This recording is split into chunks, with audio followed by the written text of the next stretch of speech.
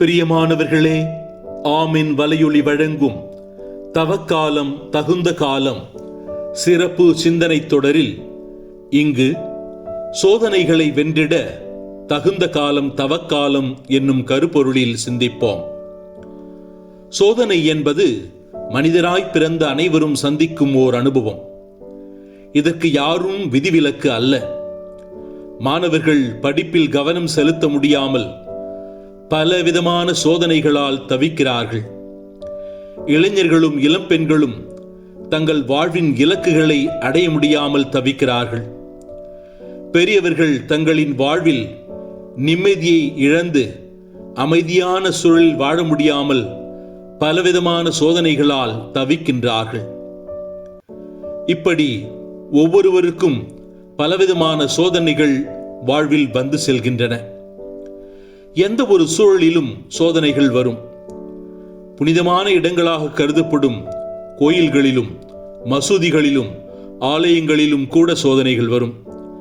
அசுத்தமாக கருதப்படும் சந்தை வெளிகளிலும் வீதிகளிலும் கூட சோதனைகள் வரும். மனித வாழ்க்கையில் ஒவ்வொரு நாளும் நாம் சந்திக்கும் மிகப்பெரிய உள்மன போராட்டம்தான் சோதனை.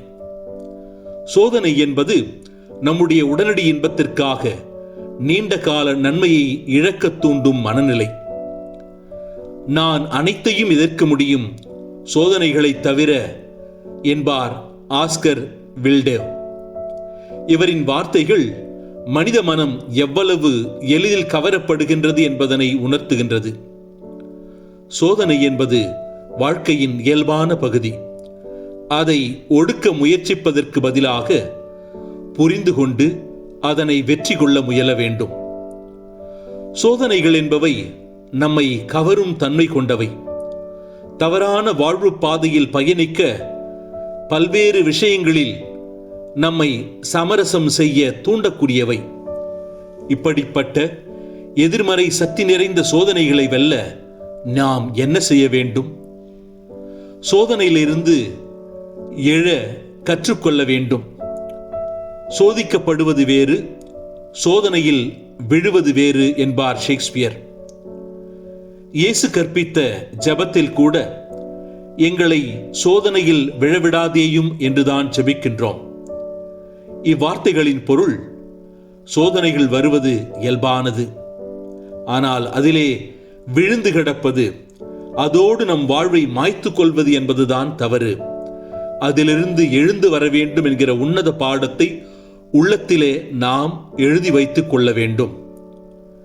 இரண்டாவது, சோதனைகளை சாதனைகளாக மாற்றும் வித்தகராக நம்மை மாற்றிக்கொள்ள வேண்டும். சோதனைகள் கத்தியை போன்றவை என்கிறார்கள். உயிர் கொடுக்கும் அறுவை சிகிச்சைக்கும் கத்தி பயன்படுகின்ற கருவியாக உள்ளது. உயிரெடுக்கும் கொலை கருவியாகவும் கத்தி பயன்படுகின்றது என்கிறார் ஜான் ஓவன் என்கிற அறிஞர். உயிர்காக்கும் கருவியாக பயன்படும் கத்தியை போல நம் சோதனைகளை சாதனைகளாக மாற்றுவதற்கு நாம் பல்வேறு விதமான பயிற்சிகளை மேற்கொள்ள வேண்டும். முதலாவது, நம் வாழ்க்கை இலக்குகளை எப்போதும் நினைவில் வைத்துக் கொண்டிருக்க வேண்டும். நம் வாழ்வின் இலக்குகளை மீண்டும் மீண்டும் நம்முடைய உள்ளத்திலே அசை போட்டு பழக வேண்டும் என்று சொல்கிறார்கள். தன்னை வெற்றி கொள்பவனே மிகப்பெரிய வீரன் என்பார் கன்ஃபூஷியஸ்.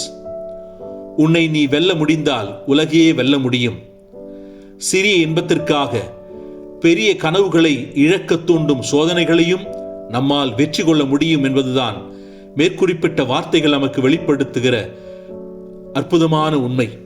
எனவே நம்முடைய வாழ்க்கையை நல்ல சூழல் நிறைந்த வாழ்க்கையாக உருவாக்கிக் கொள்வோம். நல்ல மனிதர்களை நம்மோடு இணைத்துக் கொள்வோம். தவறான நண்பர்கள், தவறான பழக்கங்கள் இவைகளை வேறறுப்போம்.